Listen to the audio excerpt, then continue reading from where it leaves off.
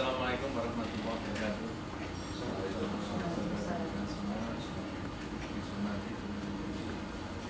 Coach saya dan Pak Diman sebagai narasumber, Pak Agus ini sebagai mentor. Perkenalkan, saya mau menyampaikan mengenai proyek beban saya ini yang mengambil tema yaitu pembentukan sebuah kader dalam rangka penguatan kompetensi kepemimpinan aparatur sipil negara. Jadi proyek perubahan ini didasarkan pada suatu keprihatinan terhadap permasalahan yang dihadapi oleh Indonesia, terutama dalam konteks tuntutan reformasi birokrasi.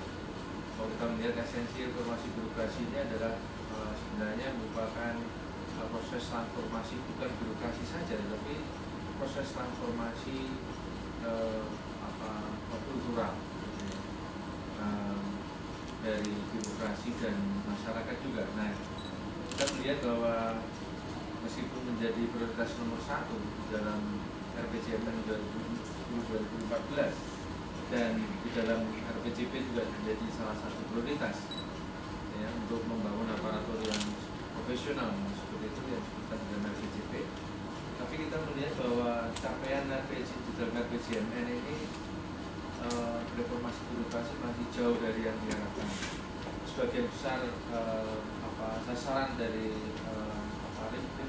reformasi birokrasi tadi tidak tercapai, misalnya korupsi yang masih tinggi, kemudian juga terutama adalah mengenai akuntabilitas keuangan, terutama untuk daerah, kemudian integritas pelayanan publik, kemudian peringkat kemudian berusaha, ya, kemudian juga efektivitas pemerintahan, serta akuntabilitas untuk kabupaten kota ini menggambarkan suatu problem bahwa reformasi birokrasi yang mungkin sudah menghapuskan banyak dana dari pemerintah ini belum bisa menghasilkan perubahan. Nah, kunci dari perubahan ini selalu tergantung pada faktor leadership. Ini yang sebenarnya menjadi salah satu dari concern kami, yaitu bagaimana kemudian menggerakkan proses perubahan tadi terkait dengan reformasi birokrasi pada khususnya, dan upaya untuk mewujudkan tata penyelenggaraan pemerintahan yang baik. Ini diperlukan kompetensi leadership yang lebih baik, yang berintegritas dan profesional. Nah, ini kita melihat apapun yang menjadi kelemahan dari model pengembangan kepemimpinan yang ada sekarang. Yang sekarang ini kita melihat bahwa lebih banyak menggarap soal hard kompetensi, gitu ya. Mungkin reform yang dilakukan sekarang ini baru ketika pimpinan memberikan perhatian pada aspek soft kompetensi, integritas, kewawasan kebangsaan, tapi ini perlu suatu pola pengasuhan atau pembinaan yang lebih sistematis, ya, harus digabungkan dengan sistem talent pool, gitu ya. Yang sekarang ini kita melihat bahwa kepesertaan atau mekanisme dari tiga pimpinan ini belum mengakomodir tadi sistem talent pool, ya, belum kompetitif, dan kemudian sistem pengajarannya juga belum sama.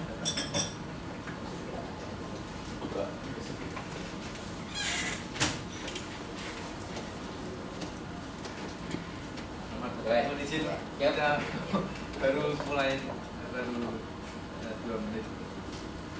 Nah, tadi pembinaan pola kegiatan yang sekarang tadi yang kami sampaikan, ya, belum mengintegrasikan tadi talent pool, ya, belum sifatnya kompetitif, kemudian juga belum secara sistematis fokus pada pengembangan karakter.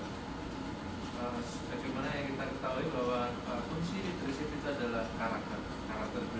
Nah ini yang kita akan buat bahwa sekolah kader ini adalah sekolah yang akan membentuk karakter terutama. Kemudian yang kedua, sekolah kader ini merupakan juga sekaligus talent pool, ya, talent pool yang akan menyeleksi kandidat pemimpin yang dengan cara yang sangat kompetitif.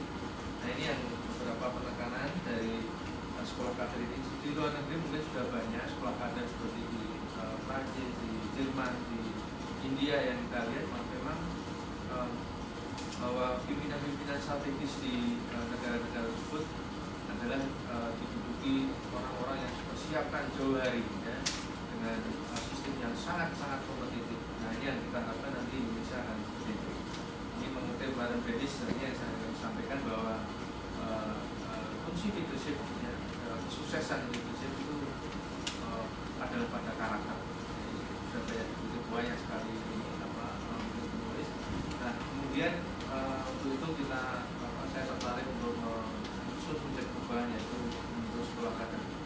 Nah ini kita sudah menghasilkan proses diskusi secara internal maupun di kelas kita sampaikan. Jadi nanti sekolah kader ini akan menyeleksi dari orang-orang terbaik PNS yang setelah dia jabatan, ya, kemudian dia akan dididik, ya, di sekolah kader tadi 1 tahun. Mengapa 1 tahun ini? Untuk mengakomodir juga sebenarnya masa probation, ya, kalau di kepegawaian itu ada masa uji coba sebenarnya, tapi itu kita manfaatkan di situ probation. Nah kemudian nanti sekolah kader ini lulusan-lulusannya ini akan ditempatkan, ya, dengan data succession plan begitu, posisi-posisi kunci yang akan diduduki oleh lulusan dari sekolah kader tadi. Nah untuk sekolah kadernya juga akan harus disesuaikan di mana dia akan disebar di seluruh Indonesia, ya, untuk diutamakan dulu akan ada di daerah, baru kemudian akan menduduki posisi-posisi pada di birokrasi pusat. Nah kemudian tujuan manfaatnya, pembentukan sekolah kader ini akan proyek perubahan ini akan menghasilkan naskah akademik dan marketing. Marketing kita meyakinkan pada para stakeholder strategis, baik dari instansi pemerintah maupun dari dunia politik, ya, untuk membangun dukungan bagi realisasi terbentuknya sekolah kader ini. Nah dengan adanya proyek perubahan ini diharapkan tentunya akan bisa mendorong realisasi pembentukan sekolah kader yang tentunya ini membutuhkan dukungan dari banyak stakeholder, dan tentunya ini juga hasil akhirnya tergantung pada tadi dukungan konsensus komitmen dari stakeholder strategis, karena kewenangan pengelolaan ini sangat terbatas hanya pada pembentukan sistemnya, pembinaannya sesuai dengan undang-undang ASN.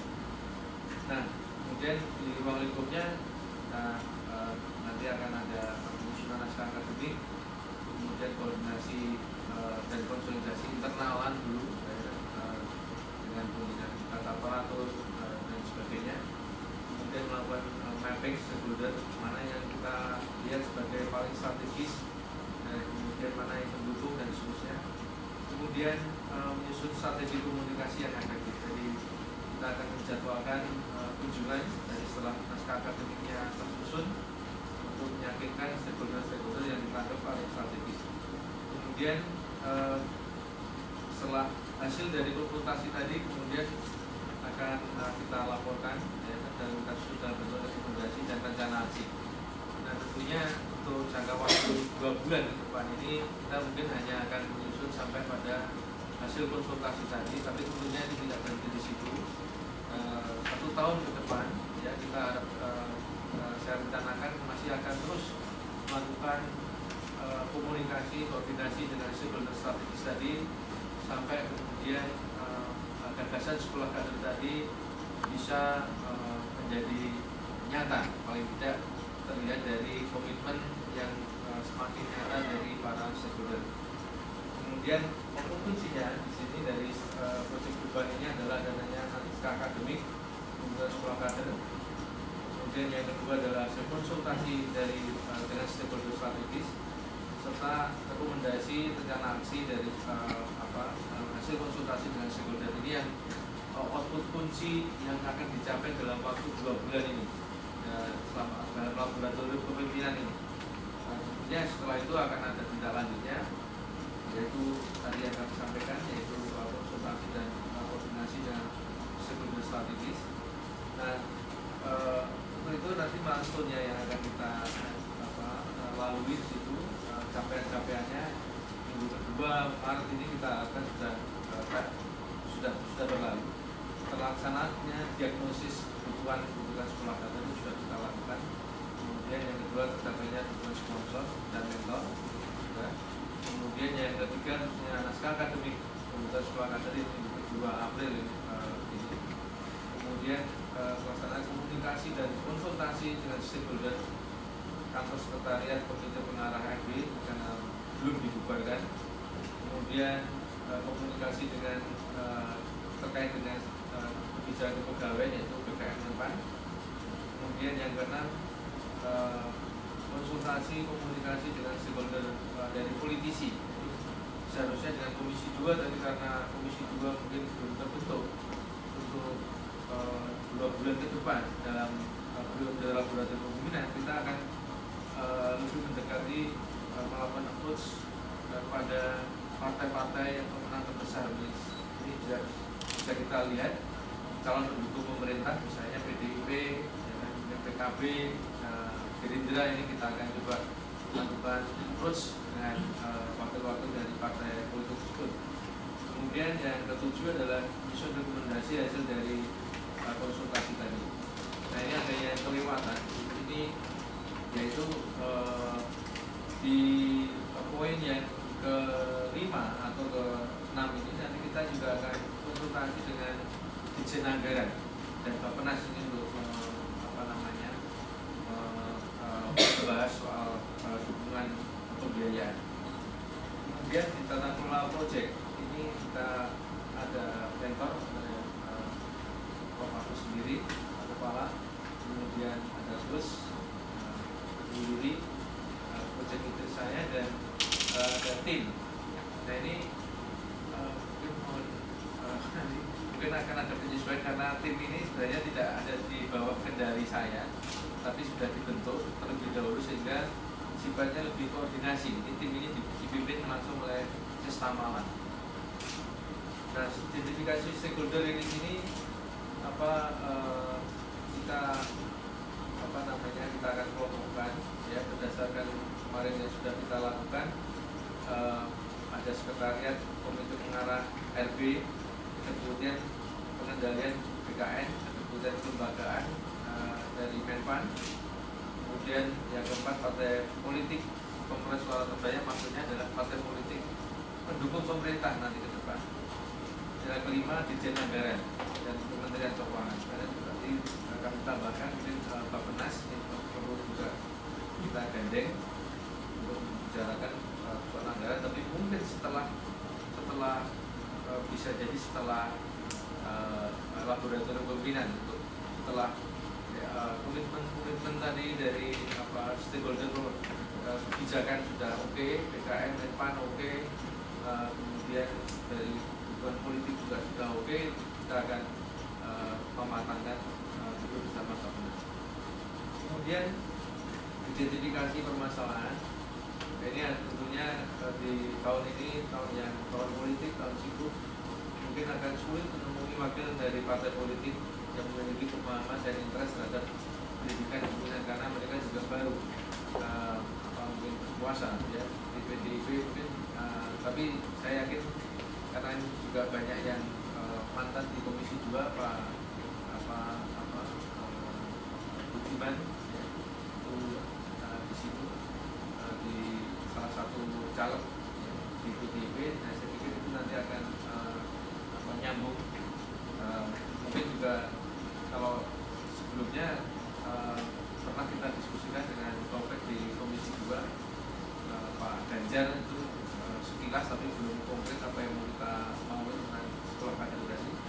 Tapi itu mungkin juga akan menjadi pertimbangan nanti untuk kita ajak bicara. Kemudian juga permasalahan yang lain adalah sebuah kementerian lembaga pada pertengahan tahun ini. Risikonya tentunya ini akan sulit ketemu. Nanti kita harus bikin plan B bagaimana kemudian bisa yang mungkin tidak ketemu tapi ada satu komunikasi dengan wakil-wakil mereka. Kemudian juga risiko yang lainnya mengusulkan komunikasi dengan beberapa tadi stakeholder dari kementerian. Kemudian kriteria keberhasilannya ini adalah selama laboratorium kepemimpinan khususnya naskah akademik yang dilakukan dengan mengalir masukan dari stakeholder internal maupun dari tadi eksternal tadi. Kemudian pelaksananya konsultasi, komunikasi dan strategis dan rekomendasi rencana aksi yang berdasarkan masukan stakeholder. Dari naskah akademik ini hanya merupakan semacam pengantar diskusi. Kita akan menawarkan konsepnya seperti apa, manfaatnya seperti apa, dan nanti dari masukan-masukan stakeholder tadi akan mematangkan bagaimana konsep yang lebih operasional dari sekolah kader tadi.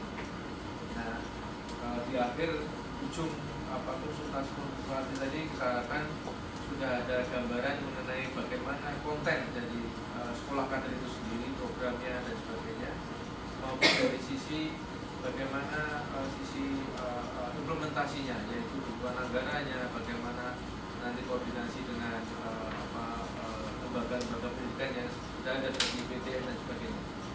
Kemudian case sukses faktornya di sini akan tersusun konsep mengenai sekolah kader pimpinan aparatur sipil negara yang mampu meyakinkan para stakeholder.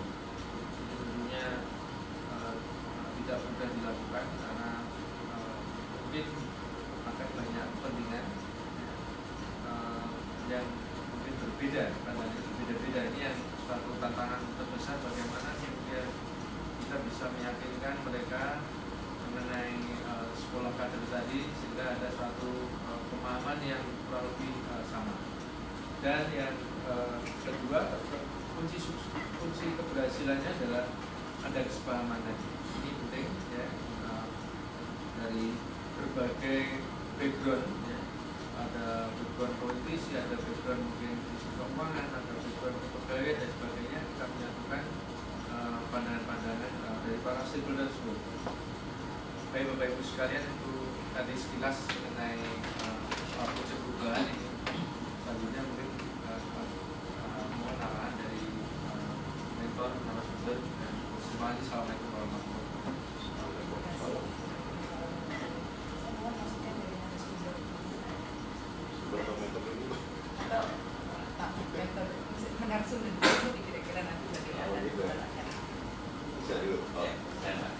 Juga banyak kendala-kendala sehingga gagasan untuk pembentukan sekolah kader pimpinan ini sampai sekarang juga belum terwujud.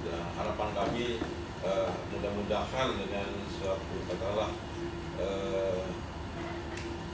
pembentukan gagasan ini yang mungkin nanti akan secara sistematis akan diwujudkan itu dengan adanya katakanlah kajian-kajian yang mendalam.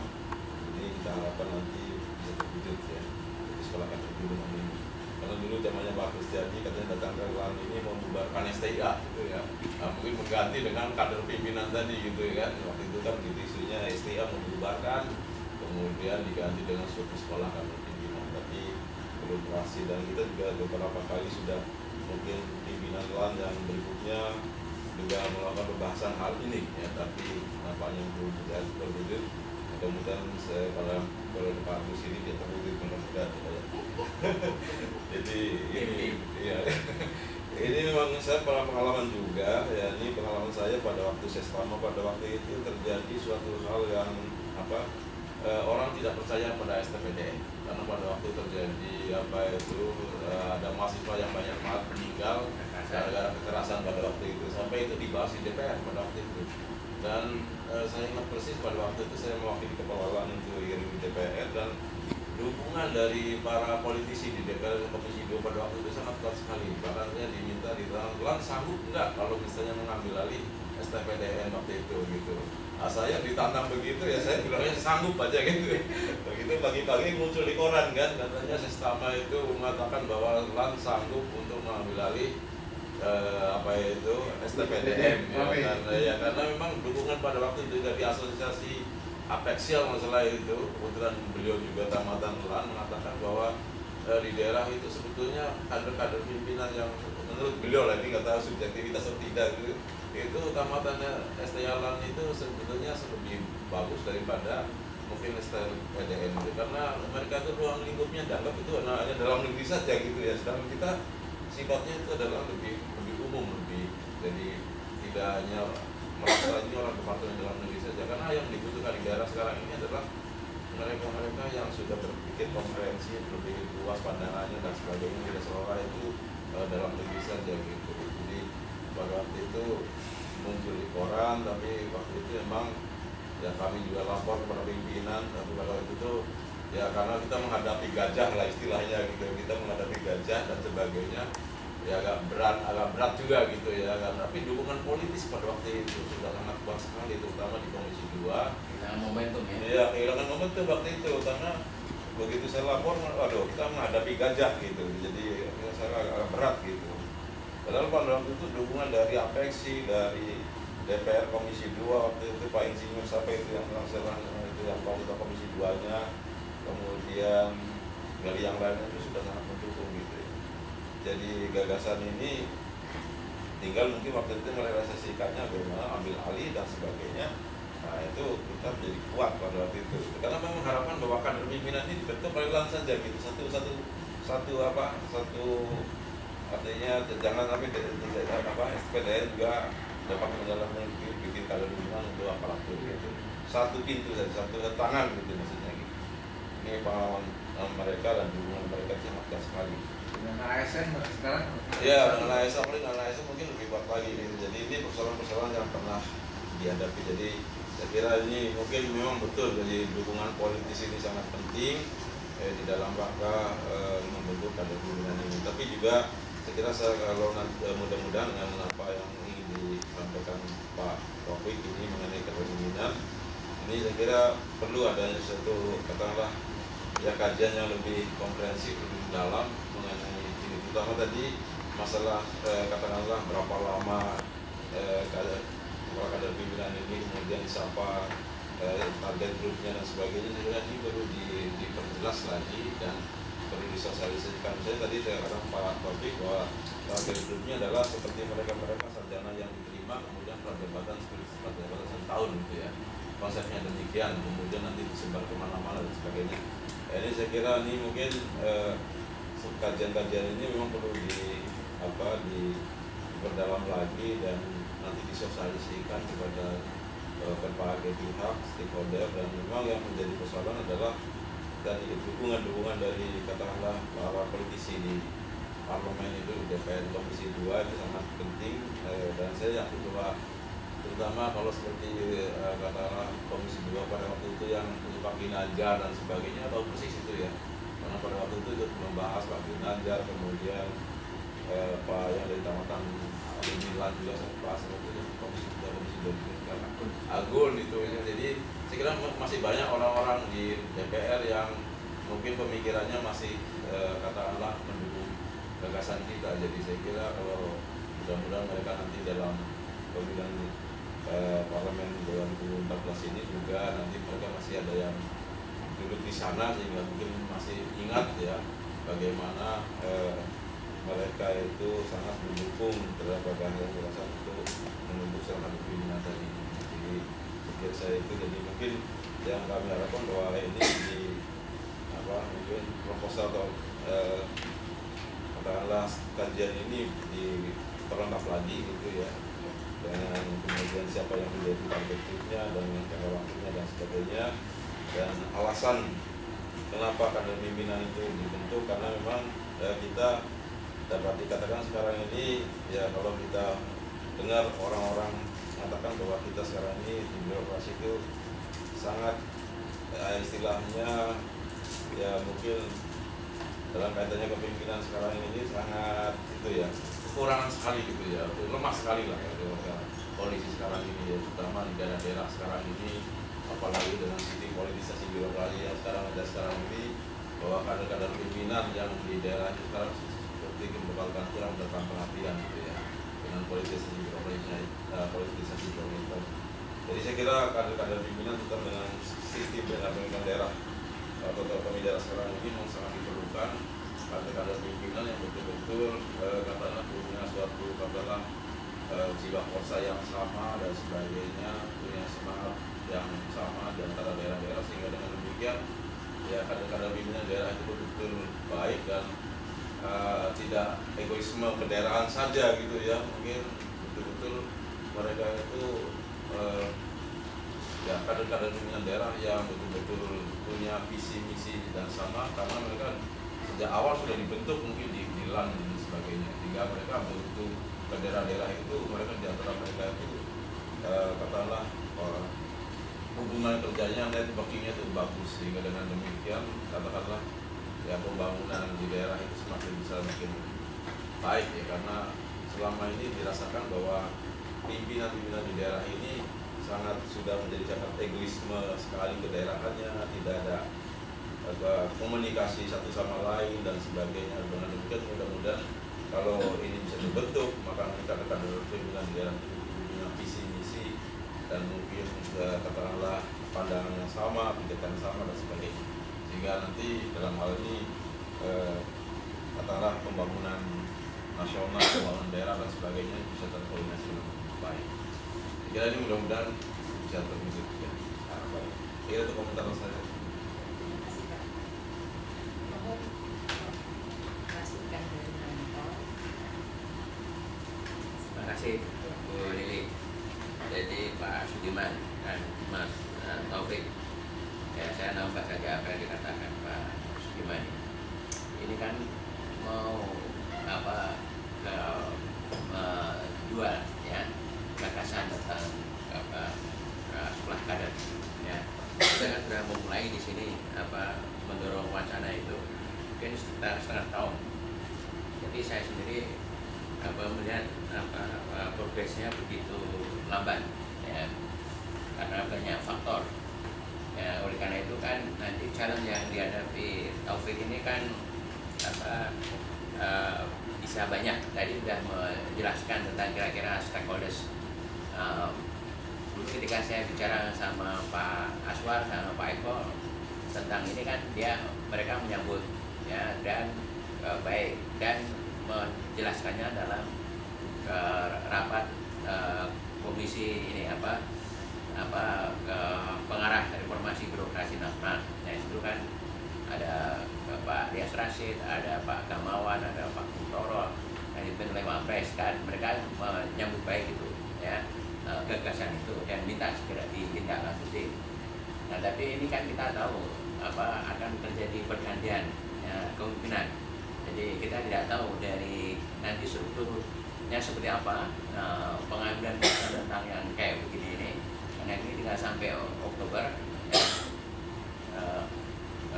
Karena itu kan mesti harus pikirkan juga. Tadi Mas Taufik kan sudah mencoba mengantisipasi itu ya, kira-kira mau melakukan ini nanti buy-in ya, strateginya dengan anggota DPR yang baru ya, kita belum tahu nanti pemerintah yang baru dan sebagainya. Tapi saya kira ada beberapa hal yang mungkin nanti ya perlu diperjelas di sini. Yang pertama saya kira kan kita ingin ada ownership yang luas dari gagasan sekolah kader ini ya, walaupun mungkin di dalam PP pelaksanaan UASN nanti bisa disebutkan di sana akan dibentuk sekolah kader, tapi kan perlu ada ownership yang luas ya, karena itu kan mungkin nantinya ownership internal itu sendiri ya. Ini sudah setengah tahun di LAN ini, di kalangan setia ini sudah kita bentuk tim macam-macam melakukan FGD dan sebagainya, tapi kan ternyata nggak mudah juga. Energi yang ada di setia ini kan sedikit sekali yang digunakan untuk itu. Mereka lebih banyak mengurus tentang apa yang ada sekarang, mempertahankan apa yang ada ya, karena membayangkan juga kalau ada kayak begini nanti gimana posisinya dan sebagainya. Karena itu Pak Sudiman saya bahkan dengan kawan-kawan sudah mungkin sekolah kader keluarkan aja dari setiap ya kan jauh lebih mudah yang bentuknya. Jadi ada sekolah kader tersendiri dan sebagainya. Tapi yang ingin saya sampaikan sama Mas Taufik ini, nanti kira-kira ketika Anda melakukan proses dialog dengan stakeholders tadi, kan tentu akan ada pro dan akan ada yang kontra. Ya itu kan tentu sudah dipetakan di sini. Nah, tapi yang ingin nanti coba melakukan ya supaya naskah akademik ini juga based on katakanlah misalnya atau paling tidak memuat katakanlah aspirasi mungkin gagasan yang dimiliki oleh banyak pihak itu ya kalau nanti ya pada mereka yang pro itu apa yang bisa kita lakukan kapitalisasi dukungan mereka dan juga mengidentifikasi sebenarnya keinginan mereka tentang sekolah kader itu seperti apa dan sebagainya.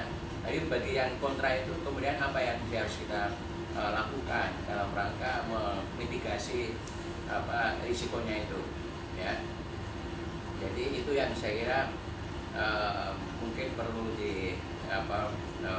perjelas ya, bagaimana ada dua tadi mengantisipasi pergantian itu ya, rezim dan kira-kira apa yang harus kita lakukan dan yang kedua kalau nanti ada kesepakatan bagi yang pro itu bagaimana mengkonsolidasikannya dan kemudian mencoba membangun kesepakatan tentang sosok sekolah kader yang mungkin lebih detail ya, lebih jelas ya, potretnya seperti apa. Kemudian bagi yang kontra itu kira-kira apa yang harus kita lakukan untuk mitigasinya itu, termasuk apa yang ada di internal LAN itu sendiri, karena kan muncul juga banyak mungkin miskonsepsi, mungkin juga karena takut kepentingannya terganggu dan sebagainya. Saya kira itu Mas Taufik. Jadi saya ingin nanti strategi BIN-nya itu kemudian lebih jelas ya, coba dirumuskan ya, dan mungkin juga indikator-indikator tentang katakanlah misalnya dari serangkaian mungkin proses dialog yang akan dilakukan dengan stakeholders itu ya. Jadi ada kan mau melakukan ini dialog ya dengan stakeholders yang bermacam-macam itu. Nah, kalau itu nanti bisa di dalam milestone-nya itu dikatakanlah misalnya identifikasi ya, apa yang ingin kita ini ya, misalnya katakanlah adanya misalnya kesepakatan tentang perlunya stakeholder, perlunya sekolah kader ya, dengan stakeholders ya. Jadi kemudian katakanlah misalnya adanya bukan hanya kesepakatan tentang perlunya stakeholders, tapi kira-kira sosok sekolah kader seperti apa yang kita akan ini ya, akan kita bentuk ya, dan kesepakatan atau mungkin tidak sepakat, belum sampai kesepakatan, tapi adanya katakanlah misalnya pemahaman ya, atau gagasan tentang hubungan antara sekolah kader yang akan dibentuk dengan existing sekolah-sekolah kader tadi ya, sekolah kedinasan lah misalnya dan sebagainya itu. Jadi itu penting nanti untuk mencoba mengidentifikasi milestone ya. Jadi Mas Taufik, saya kira itu ya, pada dasarnya. Jadi ini memang mimpi lama, tapi ya, kalau kita nanti bisa meyakinkan stakeholders tentang pentingnya ini, karena di yang namanya leadership itu ya, kalau kita belajar dari banyak negara apakah dibentuk atau tidak melalui sekolah kader, tapi leadership itu umumnya dibentuk ya. Aparatur sipil negara itu jangan dibiarkan membentuk dirinya sendiri ya. Nah, karena kita punya kepentingan untuk membentuk pemimpin tinggi yang di aparatur sipil negara ini yang punya karakter tertentu ya. Oleh karena itu memang perlu ada yang namanya pembentukan kader itu ya, melalui sekolah kader atau melalui yang lain. Nah, jadi di sini kita perlu nanti meyakinkan kepada banyak pihak tentang perlunya itu. Nah, ini kan nanti Anda sebagai project leader mesti harus punya semacam knowledge, informasi, evidence tentang mengapa sekolah kader itu is must gitu. Kira-kira gitu lah. Iya. Terima kasih. Terima kasih, Pak. Terus saya boleh menambahkan. Kemarin saya juga udah minta ya bahwa ini kan cuma di sini tujuannya adalah melalui penyusunan naskah akademik dan marketing. Tetapi berikutnya itu siapa yang melaksanakan implementasi ini? Kemarin saya minta digambarkan, kalaupun itu nanti institusi lain Pak Agus, saya minta digambarkan di latar belakang kira-kira hubungan antara gagasan sekolah kader ini dengan implementasinya. Karena inovasi proyek perubahan kan harus diimplementasi. Kalaupun Pak Taufik mengatakan bahwa kita hanya sampai dengan penyusunan naskah dan mensosialisasikan, tetapi siapa nanti? Nah, di sini kemarin saya minta Pak, mungkin kelupaan lagi Pak Gus, Pak Taufik. Nah, yang kedua juga milestone-nya di sini tolong ditambah, ini kan nanti menuju kepada 2 bulan berikutnya ini sampai di mana. Kemudian karena ini tidak tergambar atau belum tergambar antara siapa nanti implementasi kalau disetujui, kalau bisa terlaksana sekolah kader tersebut, yang seperti kemarin saya utarakan bahwa sampai di mana LAN dan kemudian implementasinya sampai di mana. Ini kan tergambarnya cuma LAN saja 2014. Nah, anggarannya juga seperti itu. Anggarannya ini cuma sampai bulan apa ini yang 8 juta? 2 bulan aja. Nah, ini tolong dijelaskan.